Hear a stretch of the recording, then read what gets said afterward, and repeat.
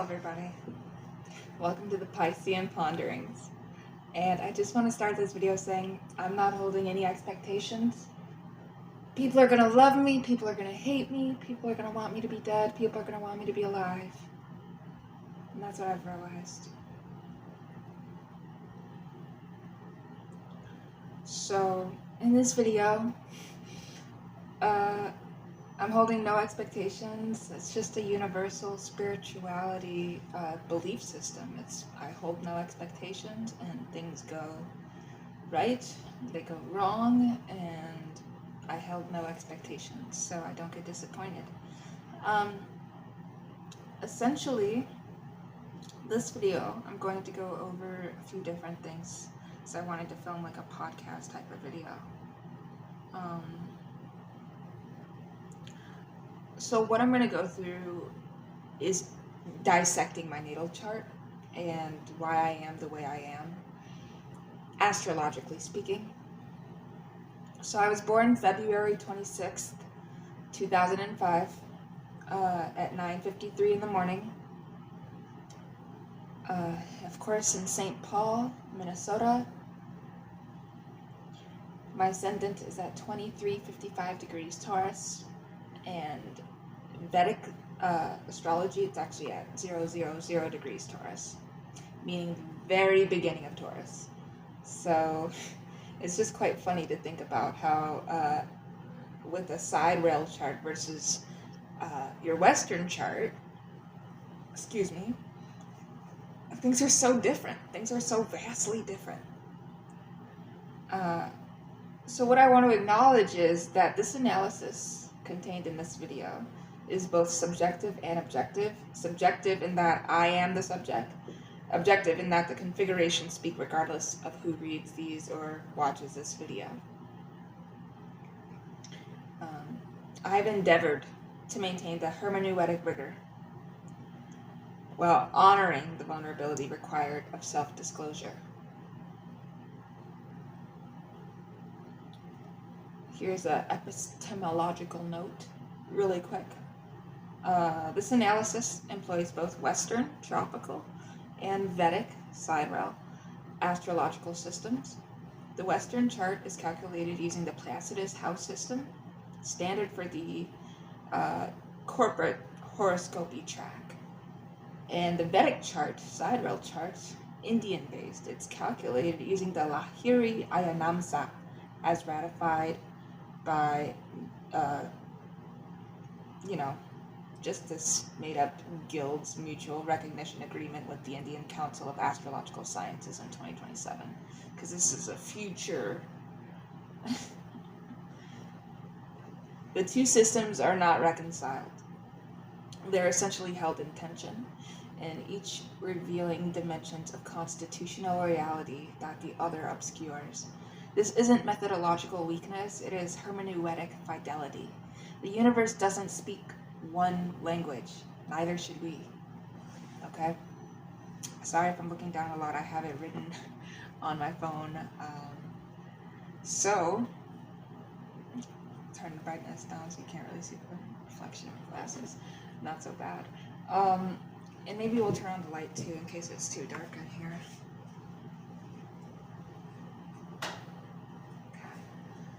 Not sure what the blurry lines are. Bear with me, please.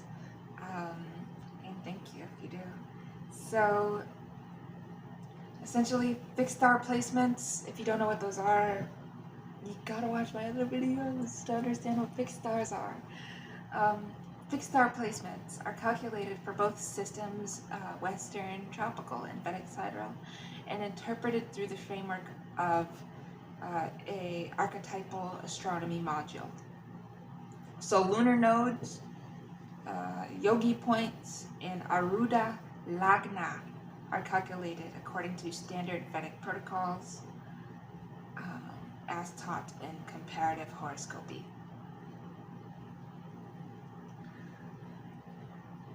So essentially, this is what I would do for people if I have clients in the future that want their chart read, that want to understand how to get successful, that want to, build a business or do whatever with their life. Just helping them understand their astrological chart. And even if they don't want to do that, I believe they deserve to have their chart read. I believe they deserve the time of day to understand what they're actually here for, which is the natal promise. So my constitutional DNA as a human being in this incarnation is configured for wealth generation through community-supported visionary service. And that's why I have this channel. Transformational capital events.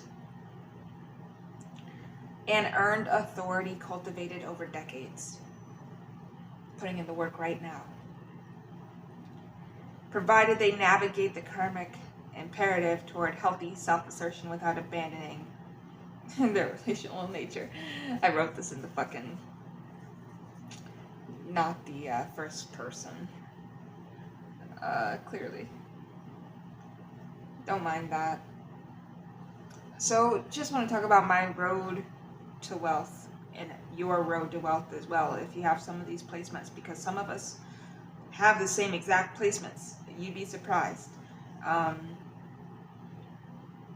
No configuration guarantees anything, though, is what I want to say. So I want to talk about my chart data on a Western tropical level.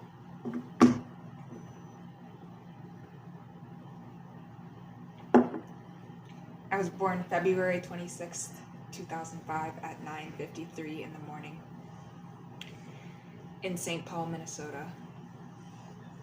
And the house system I'm using for this reading is Placidus, or Placides, however you want to call it.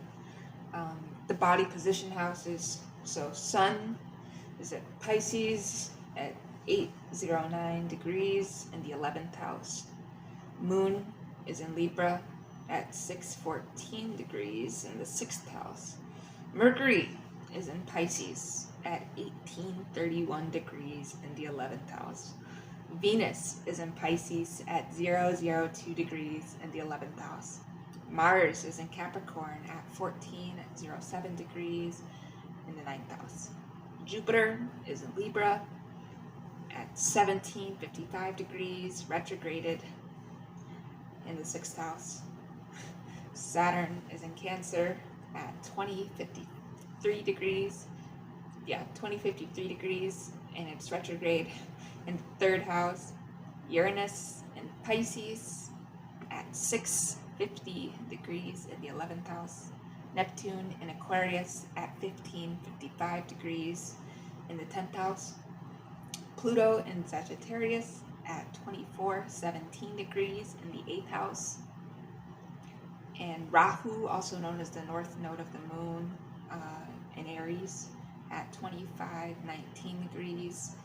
Retrograde, of course, because the north node is always retrograding. Unless it's direct, then you need to be really careful. And it's in the 12th house for me. Black Moon Lilith doesn't get talked about enough. Talking astrology with Archie talks about Lilith sometimes, not all the time, but Black Moon Lilith for me is in Cancer in my 3rd house at 2308 degrees. Chiron's in Aquarius at 022 degrees in the 10th house. Part of Fortune is in Sagittarius at 2201 degrees in the 8th house. And my vertex in Libra at 2403 degrees in the 6th house. Now, my house cusp sign. So, first is 2355 Taurus. Second, 1923 degrees of Gemini. Third, 919 degrees Cancer.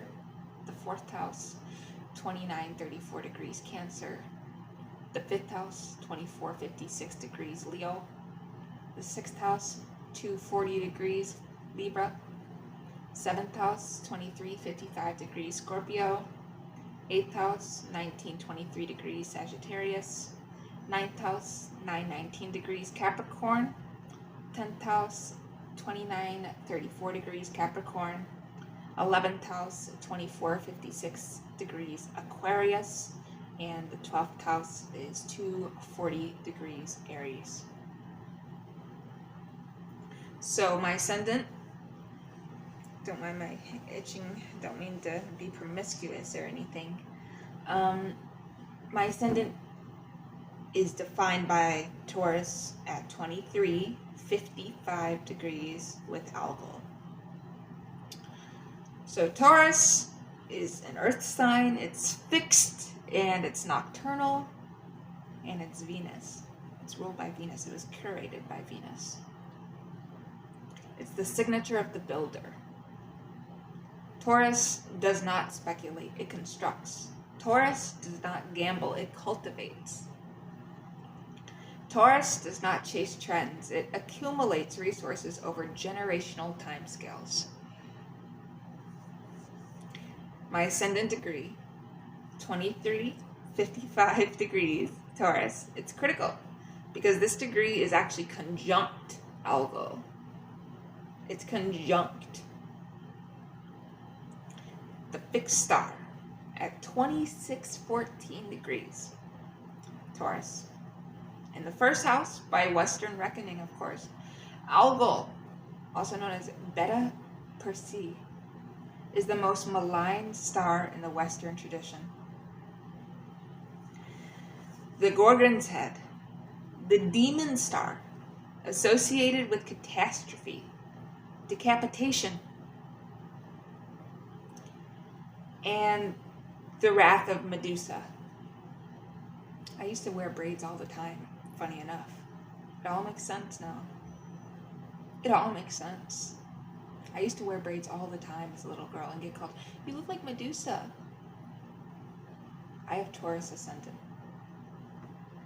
with algal conjuncted.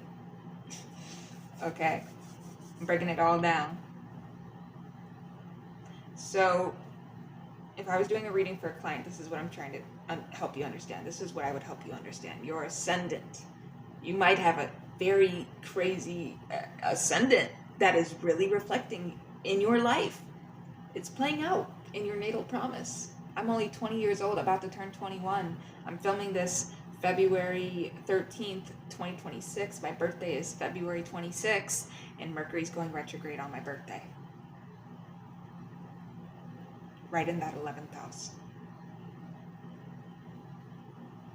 So, algal,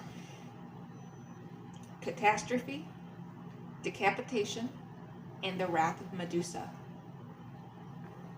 In Persian tradition, it was Ras al-Ghul, the demon's head. But algal is not simply malefic. Why? Because algal is the star of earned sovereignty, meaning those born under its influence don't receive power, they seize it, often through circumstances that would destroy lesser souls. Yes. Yes.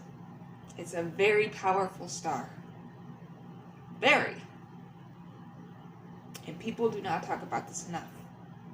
They'll talk about, the sun, the moon, those are important. What about the stars that were there on the day you were born, doing something? Literally predicting the rest of your life. They're never going to go away. They're always there in the universe. That's what you need to know. The cosmos is here, it's alive, it's well. So, the star's variable nature, dimming and brightening every 2.87 days, mirrors the native's, meaning me, relationship to visibility. Unless you have this placement as well. I'm not totally sure who's watching this video in 2 years, 3 years, when we have a power blackout because they used all the fucking power to use quantum supercomputers and digitize everything, and now people don't have power and we're communicating via smoke signals and nobody knows what to do with themselves, and it's kind of like COVID-19 all over again, but way different. Mirrors the relationship to visibility. So periods of obscurity punctuated by moments of intense illumination. Algol on the ascendant indicates a native whose very presence challenges established hierarchies. This is not a comfortable placement, okay? This is not. I can guarantee you the ascendant would prefer to be with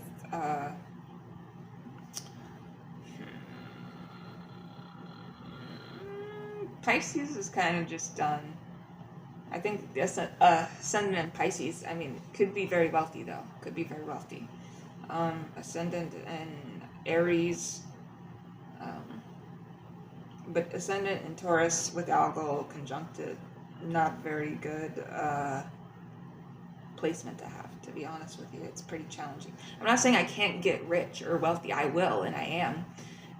But at the end of the day, with Algol inflicting what it's inflicting on me, I've already caused so much damage to myself because of my shadow self. And I'm obsessed with my shadow self. Shout out to Clarence Clarity for that song. Anyways, gotta stay on topic. So, what I was trying to get at was, it is a powerful placement. The native that may have this placement besides me, including me, will be attacked for our visibility. We will also be feared. That's the key thing you need to know with Taurus. Fear. Because Taurus is the bull. It gives the resting bitch face. That's the thing. I don't like using the word bitch. I like using the word faggot. But, so, yes.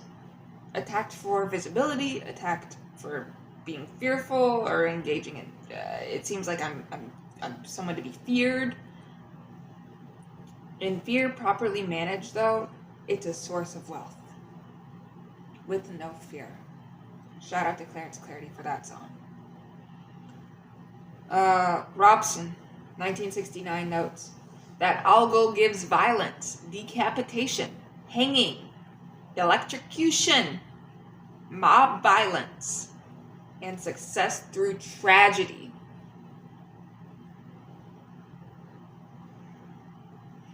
The 20th century interpreter is not required to take these predictions literally. The hermeneutic is clear. My path and other people with this placement, our paths to success run through crises.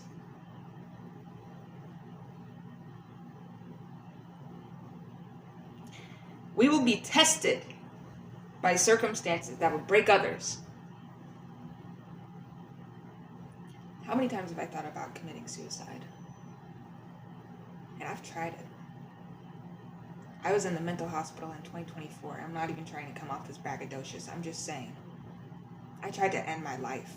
I was in a terrible relationship with somebody that I should not have been with. I destroyed myself.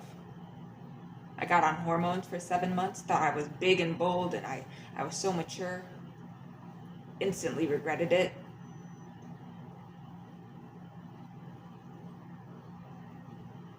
I've put myself... I've been the Phoenix Rising. I am. Rahu and Aries. Alive and well. So... I will survive, and you will survive, and we will emerge with authority that cannot be challenged because it was forged in fire. In the name of the universe, that is the natal promise in my chart. What's yours? Let's talk about my 11th house stellium, just to be fun. Sun, Mercury, Venus, Uranus, and Pisces. So the 11th house is the house of networks, communities, collective aspirations, and the fulfillment of hopes.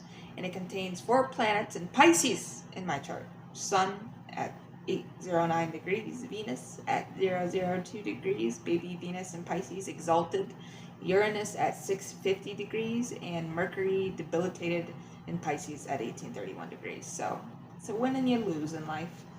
This is the signature of the visionary networker, though.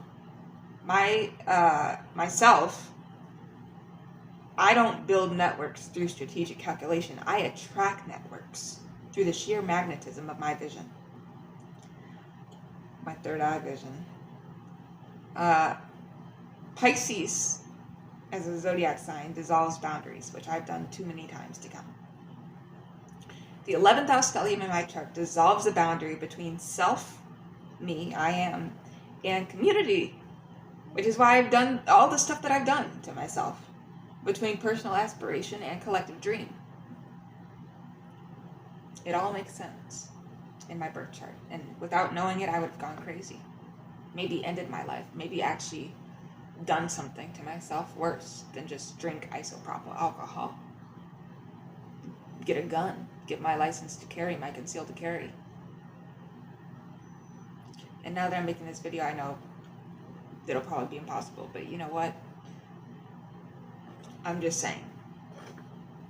So, I don't have a gun.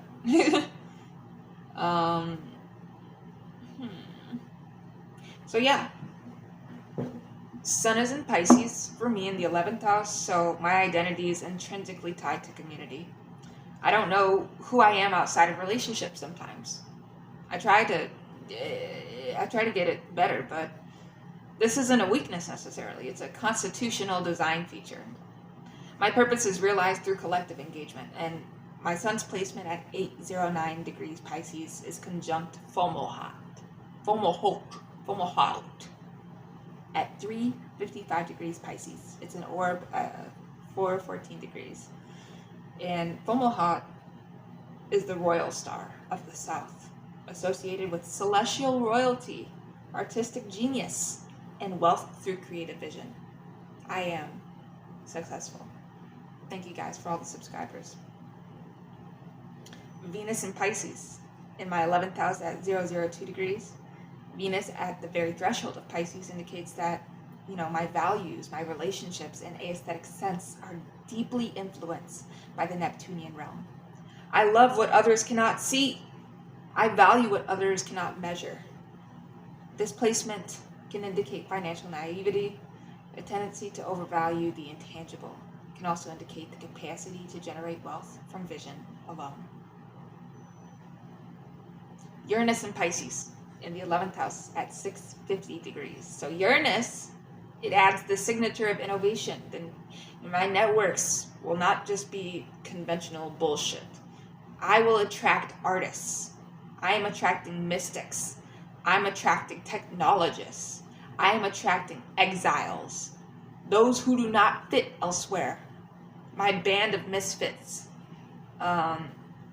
Those on Reject Hill. Shout out to Cam White, even though you have shitty views sometimes. You're a good astrologer. I would not pay that much money to have a consultation with Cam White, though. I would have a free consultation with myself. So, but shout out to Cam White for having a free channel. So anyways,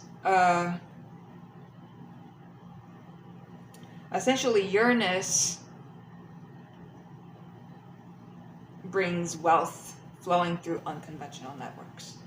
And Uranus here also indicates sudden, unexpected opportunities arising through community connections. I have Mercury in Pisces. Mercury's about to go into Pisces very soon. And a lot of planets are already in Pisces. Sun's in Pisces. I'm not totally sure what the other planets are in Pisces, but I know that I'm feeling very activated and ready to go and ready to, get started on more stuff and get my channel out here and, get people understanding what my story is and get my voice heard. And so Mercury in Pisces in the 11th house at 1831 degrees. Mercury in Pisces is the signature of the poetic communicator. I think in images. I was diagnosed with autism, mild autism, when I was 8 years old. I think in images. Metaphors and symbols rather than linear logic. My speech is evocative rather than precise, if you will. In commercial context, this placement requires translation. Usually, when a native has Mercury in Pisces, it's debilitated, right? It's fallen and debilitated. Mercury is not very good at Pisces at all. So, but it could be, is the thing. Mercury, in commercial context, this placement requires the translation that the native must learn to communicate their vision in terms that practical people can understand. Okay? So Mercury at this degree is conjunct Markab at 2333 degrees Pisces. It's an orb of 502 degrees. It's the star of the horse's saddle, indicating wealth through travel, communication, and the transportation of value.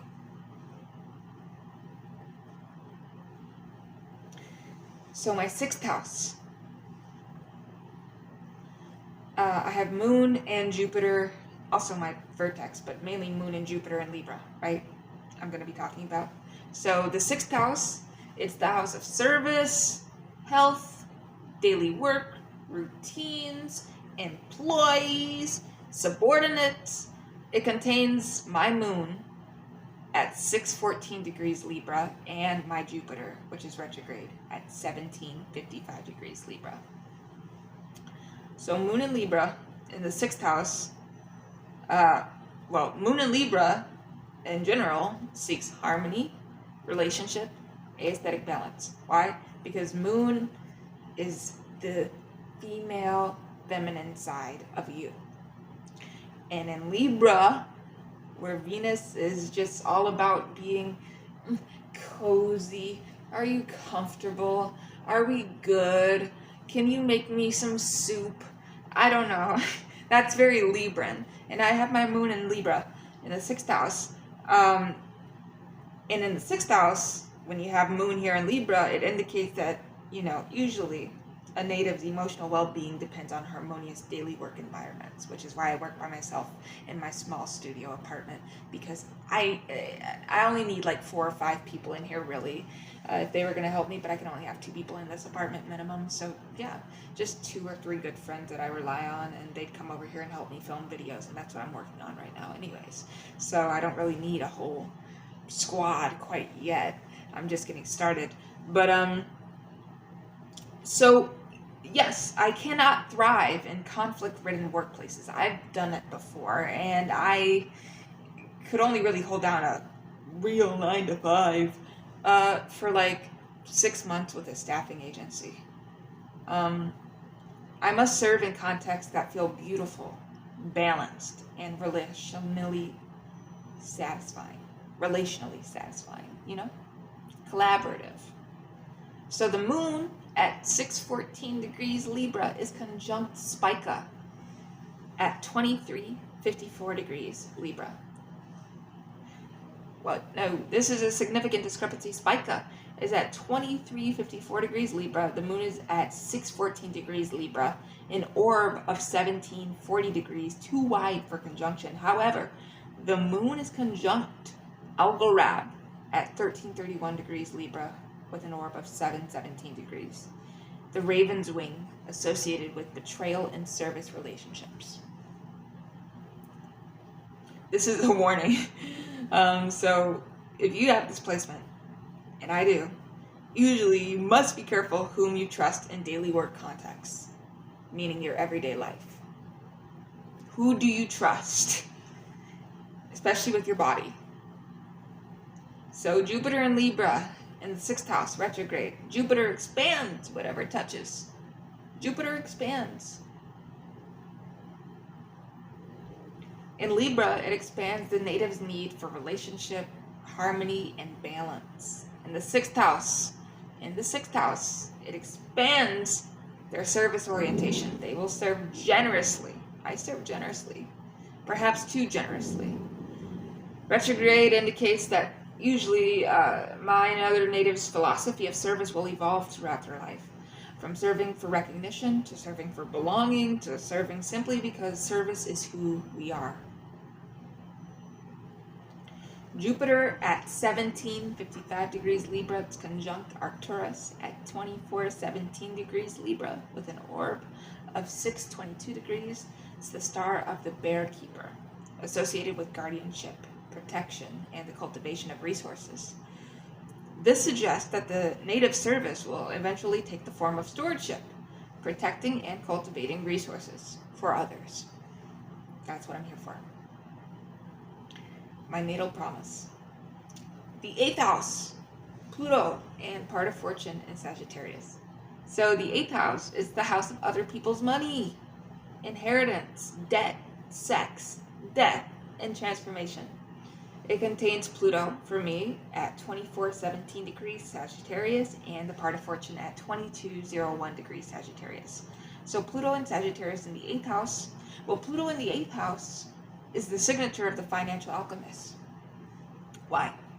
Because I will encounter profound transformations through other people's resources. Inheritance, investment, debt, partnership capital, marital assets. These transformations will not be gentle. Pluto does not do gentle. They will be constitutional, changing the very structure of who I am and how I relate to abundance. So Pluto at 2417 degrees Sagittarius is conjunct at Aries at 949 degrees Sagittarius. No, this orb is too wide, 1428 degrees. However, Pluto is conjunct the galactic center, 27 degrees Sagittarius, within 3 degrees, which is significant. The galactic center is associated with thresholds, portals, and the axes of cosmic consciousness. Doesn't get talked about at all enough. The galactic center. Pluto here indicates that the native's financial transformations have cosmic significance. I'm not merely about money, but about, my relationship to the source of all abundance, which is the universe. Part of fortune in Sagittarius in the 8th house. So the part of fortune, it's calculated as the ascendant, which is your rising sign, and your moon sign, subtracting the sun sign, and for me it falls at 2201 degrees Sagittarius in the 8th house. This is extraordinarily significant. The part of fortune in the 8th house indicates that my wealth is intrinsically tied to transformation through other people's resources. They don't, I don't know how to explain this well enough without saying I don't just become wealthy despite these crises that I go through. I become wealthy through the crises I go through, essentially. So I'm getting rich off detransitioning. I'm getting rich off of this YouTube channel. I'm getting rich off of being who I am as an individual. So the part of fortune conjunct Pluto, it's an orb of 216 degrees, and it reinforces this interpretation. Wealth and transformation are inseparable. Every significant financial gain will be accompanied by a corresponding psychological or spiritual death rebirth process for me. Let's talk about the lunar nodes, which are essentially the North Node, Rahu, and I have that in Aries in the 12th house, and Ketu, also known as the South Node of the Moon, which I have in Libra in the 6th house. So the lunar nodes reveal the soul's evolutionary trajectory. They're not planets, but points of intersection, where the moon's orbit crosses the ecliptic. In the Western system, Rahu, the North Node, indicates the direction of growth, and the South Node, Ketu, indicates the karmic inheritance. So South Node in Libra in the 6th house. Well, the South Node at 2519 degrees Libra, you have retrograde, of course, falls in the 6th house for me. And this indicates that me and other people with this placement, which a lot of people actually have this placement, it brings karmic inheritance, like a tendency toward excessive accommodation in service contexts. Because we're talking about reincarnation here, and spirituality, and all the other dimensions and portals. So past lives, whether literal or metaphorical, have conditioned the native to lose themselves in serving others, to seek harmony at the expense of authenticity, to define their worth through their easefulness to others. So the South Node, for me, is specifically conjunct Arcturus 2417 degrees Libra, and Spica, 2354 degrees Libra. If you don't remember, we just said these are two of the most benefic fixed stars. This is a complex inheritance. I carry genuine gifts of service, healing, and stewardship. But these gifts have become traps, ways of avoiding the more difficult work of self-assertion. North Node in Aries, 12th house. The North Node at 2519 degrees Aries, of course retrograde, falls in the 12th house for me. The house of solitude, spirituality, hidden enemies, and self-undoing. This indicates that my evolutionary direction is toward healthy self-assertion, towards solitude and spiritual practice, toward the courageous act of being seen as an individual rather than dissolving into the collective. The North Node in the 12th house is challenging. It suggests that usually natives with this placement must learn to assert themselves alone, without the support of the communities that have defined them. They must develop a relationship with themselves that does not depend on external validation. They must learn to be visible even when no one is watching. I'm all by myself. This nodal axis is the key to the native's wealth, because we must learn to assert ourselves, to ask for what we are worth, to set boundaries around our service, to claim our expertise without apology. The wealth will not arrive until we stop apologizing for our value. No more I'm sorries. No more I'm sorries. It's time to be a dick. And there's times to be a good person, but if you really want to get wealthy, stick up for yourself. Never mind what anybody else has done. Aspects, the web of relationship. So the candidate's chart, meaning mine, it contains 27 significant aspects using an 8 degrees of an orb for major aspects. We have 3 degrees for minor. The most significant for wealth analysis are the Sun conjunct Venus, and that's an orb of 806 degrees and supplying. So my identity, which is the Sun, and vitality, it's deeply entwined with my values and relationships, Venus. I will seek wealth that feels aligned with who I am, because mismatched wealth acquired through activities that violate my values, will create constitutional distress, i.e. being a prostitute. Sun conjunct Uranus, an orb of 118 degrees separating. My identity is marked by innovation, unpredictability, and sudden changes. I will not follow conventional career paths. My wealth will come through unconventional means. Moon square Mars. That's an orb of 752 degrees, and it's applying. Emotional nature, which is the moon, in conflict with action orientation, which is Mars. My experiences revolve around internal tension between what I feel and what I do. It can manifest as difficulty taking action on emotional intelligence, knowing what I need but struggling to pursue it. Mercury trines Saturn, an orb of 222 degrees. It's applying. Communication, Mercury, supported by structure, Saturn. I can communicate complex ideas with clarity and authority. This is a significant wealth asset, the ability to articulate vision in terms that practical people can understand. Mercury square Pluto, it's an orb of 546 degrees, it's applying. So this is communication intention with transformation. My words have power, sometimes too much power. I must learn to communicate about sensitive financial matters with care. Mars square Jupiter, it's an orb of 347 degrees, it's applying. Action, which is Mars, and tension with expansion, which is Jupiter. I tend to overreach, to take on more than I can handle, to expand faster than I can sustain. This aspect requires conscious moderation, so I don't get burnt out. Mars opposition Saturn, orb of 646 degrees, applying. Action opposed by restriction. I experience chronic tension between my desire to act and external limitations. It could manifest as frustration, delay, and the sense that I'm always pushing against a wall. Jupiter square Saturn, an orb of 258 degrees. It's separating. So Jupiter, expansion versus contraction, Saturn. This is the signature of the builder, the one who must navigate between optimism and realism, between vision and limitation. When well managed, this aspect produces sustainable success built on realistic foundations. Ascendant square Venus, an orb of 606 degrees, applying. So my self-presentation, which is my ascendant, my rising sign, is in tension with my values, which is Venus in Pisces. I was born female. Unfortunately, I succumbed to the transgender ideology for 7 months and destroyed my body. I might struggle to project my value I know I possess.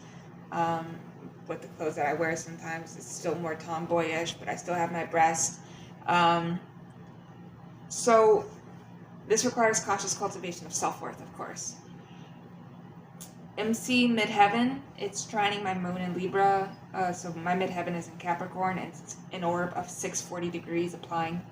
So career, which is your MC, your midheaven, supported by emotional intelligence for me, which is the moon. My public success is enhanced by my ability to understand and respond to emotional dynamics, my own and other people's. Node square Saturn, orb of 425 degrees applying the evolutionary direction. The node is challenged by structure and limitation, Saturn. My karmic journey towards self-assertion will encounter significant obstacles. These obstacles are not punishments, they are training. Fortune conjunction Pluto, orb of 215 degrees applying wealth, which is the part of fortune, inseparable from transformation, which is Pluto. This is the most significant wealth signature in the chart that I have in this incarnation. Every major financial gain will be accompanied by death rebirth dynamics. Let's look at my fixed stars and Western houses. So star position, house significance, we have Merak at Merak is in Taurus, 0-28 degrees. In the 12th house, I have to release before building. Almanac, Taurus, 14-17 degrees in the 12th house. Integration of opposites. Algol, Taurus, 26-14 degrees in the first house, serenity through crises. Alcyone, Gemini at 0-03 degrees in the first house, leadership through community. Aldebaran, Gemini, 9-51 degrees in the first house, integrity under pressure. Rigel, Gemini, 16-54 degrees in the first house, creative brilliance. Capella, Gemini, 21-55 degrees in the second house, wealth through nurturing. Polaris, Gemini, 28-38 degrees in the second house, steadfast direction. Betelgeuse, Gemini, 28-49 degrees in the second house, wealth through visibility. Sirius, Cancer, 14-09 degrees in the third house, communication power. Canopus, Cancer, 15-03 degrees, third house, wisdom through journey. Castor, Cancer, 20-18 degrees, third house, dual talents. Pollux, Cancer, 23-17 degrees in the third house, protective influence. Procyon, Cancer, 25-51 degrees in the fourth house, wealth through adaptability. Praecipe, Leo, 7-16 degrees, fourth house, foundation through community. Acelus Borali, Leo, 7-36 degrees in the fourth house, visionary clarity. Acelus Australis, Leo, 8-47 degrees in the fourth house, practical vision. Regulus, Leo, 29-54 degrees in the fifth house, royal authority. The Nobula, Virgo, 21-41 degrees, fifth house, creative harvest. Alcade, Virgo, 27 degrees, fifth house, completion of cycles. Algorab, Libra, 13-31 degrees in the sixth house, betrayal and service. Spica, Libra, 23-54 degrees in the sixth house, abundance through service. Arcturus, Libra, 24-17 degrees in the sixth house, stewardship. Alphecca, Scorpio, 12-21 degrees in the sixth house, honor through service. Zuben El Gnubi, Scorpio, 15-08 degrees in the sixth house, balance and service. Zuben Eshamali, Scorpio, 19-26 degrees in the sixth house, spiritual service. Unukao High, Scorpio, 22-08 degrees in the sixth house of hidden enemies. Toliman, Scorpio, 29-32 degrees in the seventh house, partnership wealth. Antares, Sagittarius, 9:49 degrees in the 7th house, competitive victory. Vega, Capricorn, 15:22 degrees in the 9th house, inspiration made material. Deneb Algidi, Aquarius, 23:36 degrees in the 10th house, public legacy. Omohat, Pisces, 3:55 degrees in the 11th house, wealth through vision. Markab, Pisces, 23:33 degrees in the 11th house, wealth through communication. That was a whole lot. I'm glad we got through it. And I hope you guys are learning as we go on. So now I want to look at my Vedic configuration. This is going to be a very long video. Like I said, the Piscean Ponderings here to stay. And I have Saturn in the 3rd house in Cancer. So I love to talk. We can be here for 2 hours, 3 hours. Let's do it. I haven't had anything to eat today besides a croissant, but fuck it. We're fasting because we got a video to make. So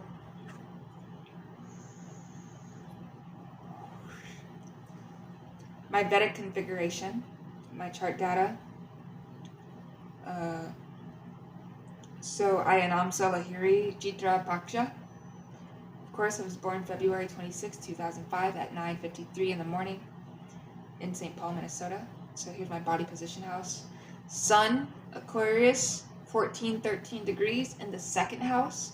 Moon, Virgo, 12:19 degrees in the 5th house. Mercury, Aquarius, 24:35 degrees in the 2nd house.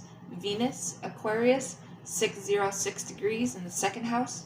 Mars, Sagittarius, 20:12 degrees in the 7th house. Jupiter, Virgo, 23:59 degrees retrograde in the 5th house. Saturn in Gemini, 26:58 degrees retrograde in the 3rd house. Uranus in Aquarius, 12:54 degrees in the 2nd house. Neptune in Capricorn, 21:59 degrees in the 1st house. Pluto in Sagittarius at 0:21 degrees in the 7th house. North Node, Rahu, Aries at 1:23 degrees retrograde in the 1st house. Black Moon Lilith in Gemini at 29:12 degrees in the 3rd house. Chiron in Capricorn at 6:26 degrees in the 1st house. Part of Fortune in Scorpio at 28:06 degrees in the 8th house. And Vertex, Libra, 007 degrees in the 6th house. Notice how it just vastly changed from what this first portion of the video. Completely different. And now our house cusp sign, Vedic speaking, we have the 1st house, 000 Taurus, 2nd house, 000 Gemini, 3rd house, 000 Cancer, 4th house, 000 Leo, 5th house, 000 Virgo, 6th house, 000 Libra, 7th house, 000 Scorpio, 8th house, 000 Sagittarius, 9th house, 000 Capricorn, 10th house, 000 Aquarius, 11th house, 000 Pisces, and 12th house, 000 Aries. Okay, now that we got that out of the way.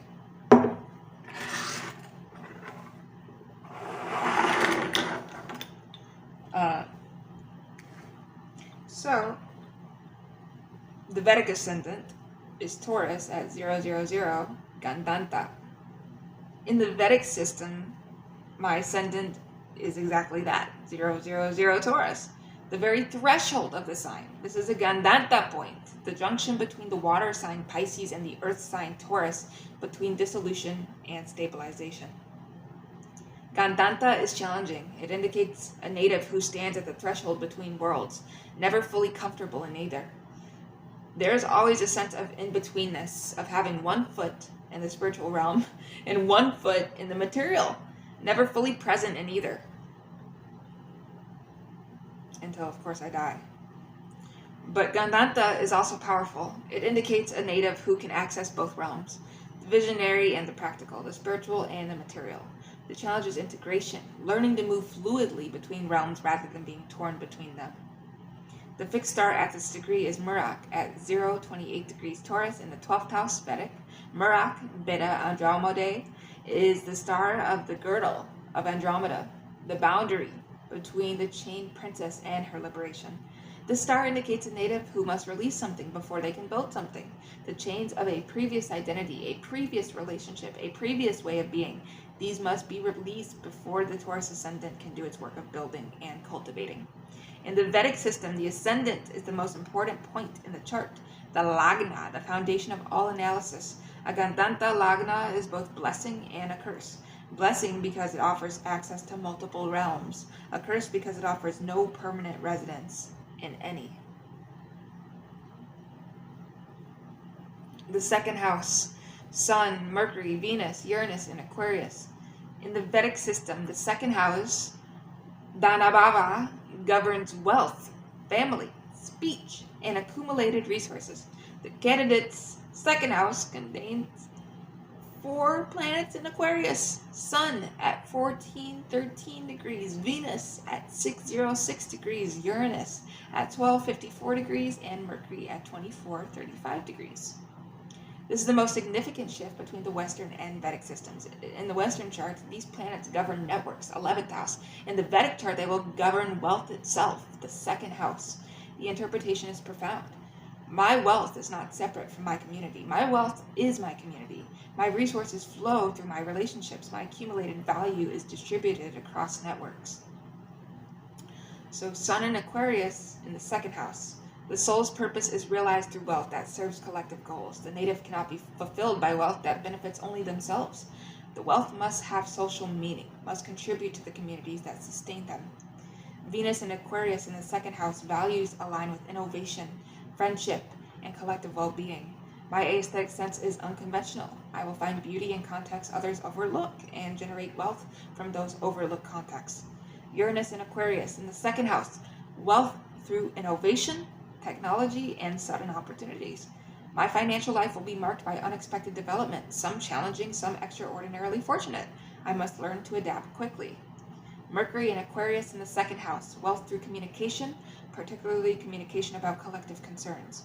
So I can generate resources by speaking about what matters to communities. And now we look at fixed stars in the second house in the Vedic chart. So Fomalhaut at 355 degrees Pisces, 11th house Western, second house Vedic. The star of celestial royalty, indicating wealth through creative vision and spiritual authority.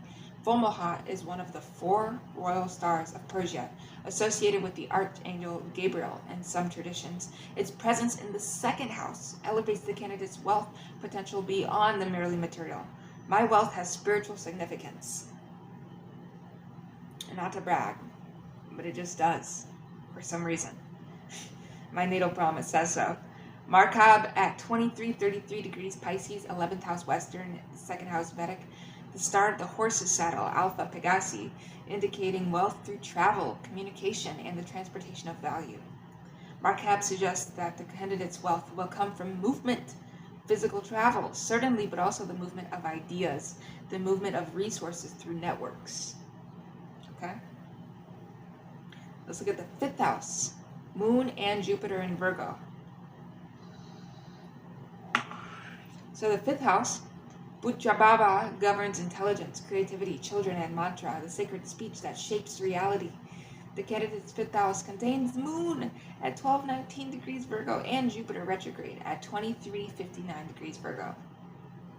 So Moon in Virgo in the 5th house, my emotional nature finds expression through analysis, refinement, and service. My creativity is activated by the desire to be useful, to improv, to improve, to perfect. Okay? This placement can indicate a tendency towards self-criticism. Moon in Virgo is never satisfied with good enough. In wealth context, this drives continuous improvement but can also inhibit completion. Jupiter in Virgo in the 5th house retrograde. Jupiter expands whatever it touches. In Virgo, it expands the native's analytical capacity, their attention to detail, their desire to serve through refinement. Retrograde Jupiter in Virgo indicates that, the native's philosophy of creativity will evolve from creating for recognition to creating for mastery to creating simply because creation is who they are. So Jupiter at 2359 degrees Virgo, it's conjunct Denebola at 2141 degrees Virgo. It's an orb of 218 degrees. It's a lion's tail, Beta Leonis. The nubula indicates the culmination of creative effort, the harvest of long-term cultivation. This is a promise. If the native invests decades in developing their craft, they will eventually see the harvest. Fixed stars in the 5th house, Vedic. Regulus at 2954 degrees Leo, 5th house Western, 5th house Vedic. The royal star Alpha Leonis, indicating leadership, authority, and the capacity to command resources.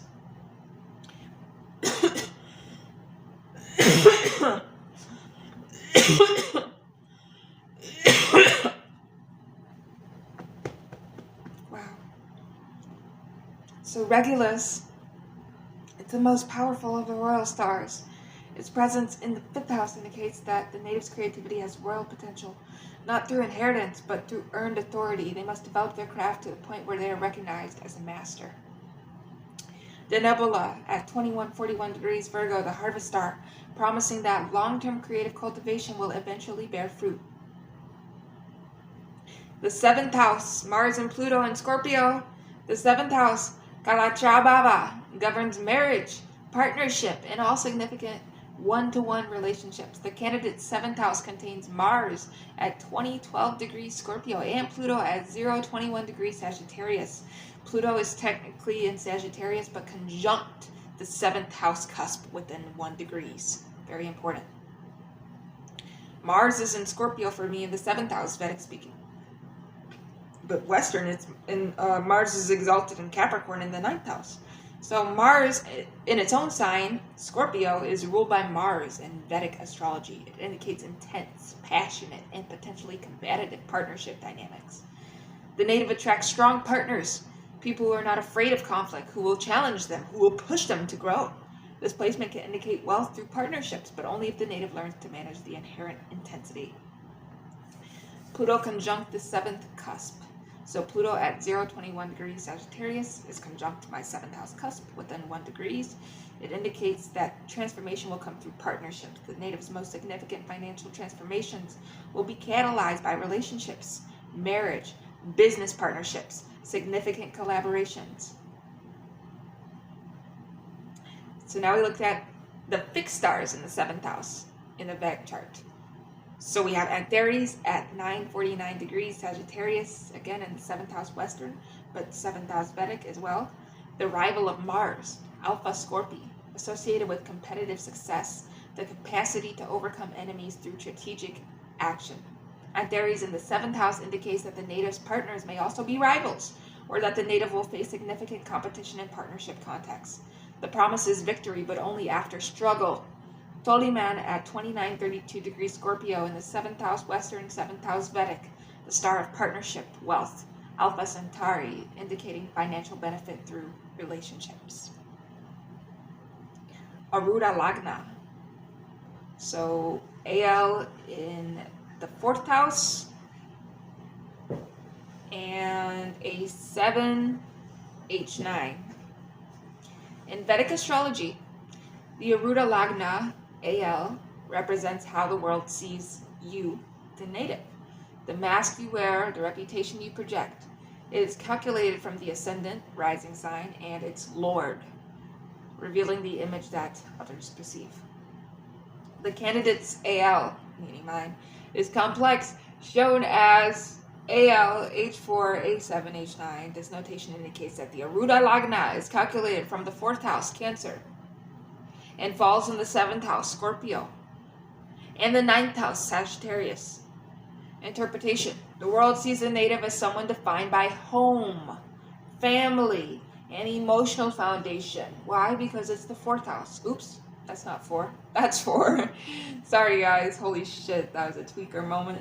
Who appears in partnership and public relationship, 7th house, and through Dharma and fortune, 9th house. Okay?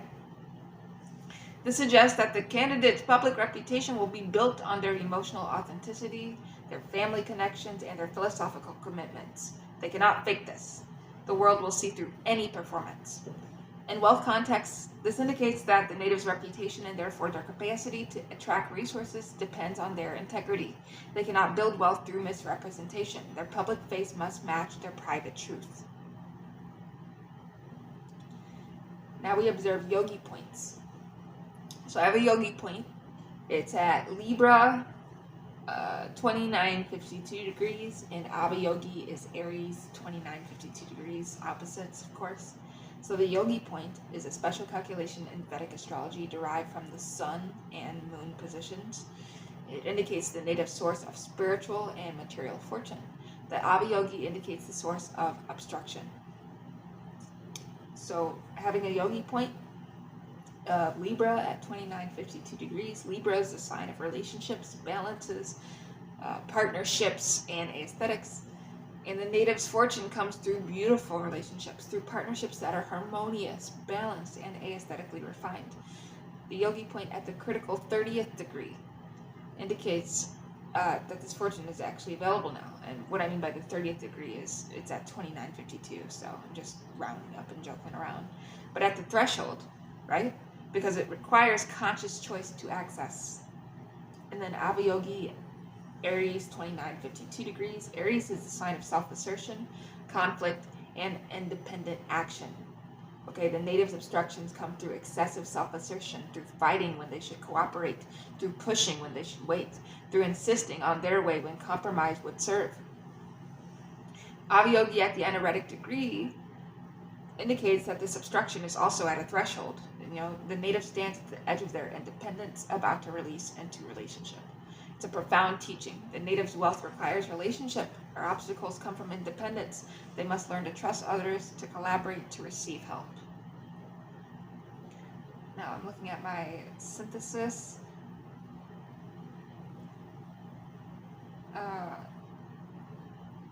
Just putting it all together.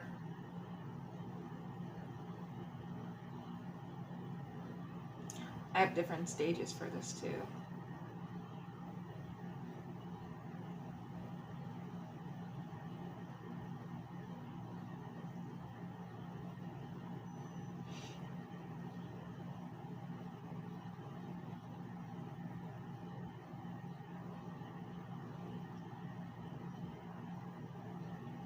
I wanted to talk about progressions. So the progressed moon's transit through my second house, which is of course 2.5 years, combined with the nodal activation 18 months, Jupiter opposition 12 months, and Saturn squared 24 months, creates a wealth window extending approximately 7 years from right now. So during this window, wealth becomes emotionally salient, karmic patterns around partnership are activated, philosophical foundations are tested, values are clarified, relationships are transformed.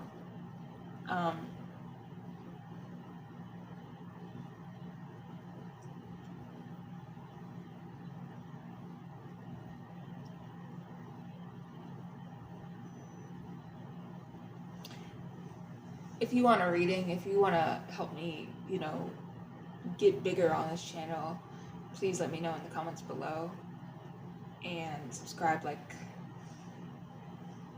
We will see you in the next one.